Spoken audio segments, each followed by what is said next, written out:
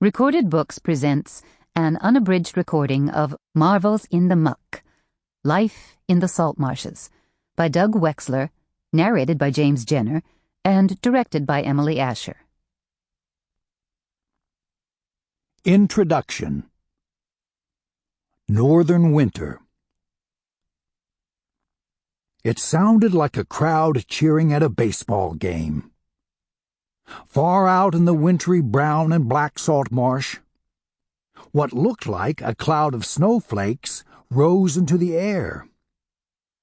Actually, they were snow geese, a flock of thousands. If it weren't for geese and other birds, the New Jersey salt marsh would seem almost dead in winter. Much of the other marsh life has either gone elsewhere or is hiding. Fiddler crabs winter in burrows beneath the mud.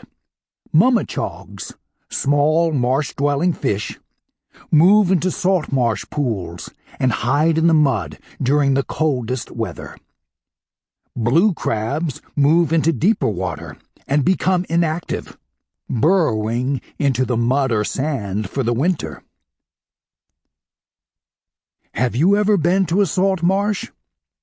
If you have visited a beach on the East Coast or Gulf Coast of the United States, you've probably passed right through or over a salt marsh. Salt marshes grow in bays and along creeks and rivers that flow into salt water. Salt marshes are wetlands with grasses and low-growing plants that are flooded by the tides. Salt marshes grow in places that are protected from powerful waves. They do best where the water is brackish, that is, less salty than the ocean, but not fresh enough to drink.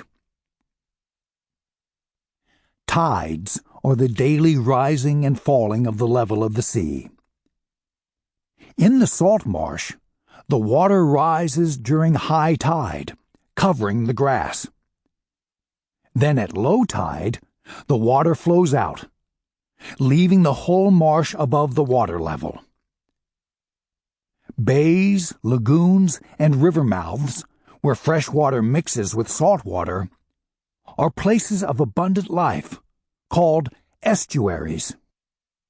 A salt marsh is part of an estuary, and the growth of the marsh feeds the estuary. The East Coast and Gulf Coast of the United States have some of the largest... Sample complete. Ready to continue?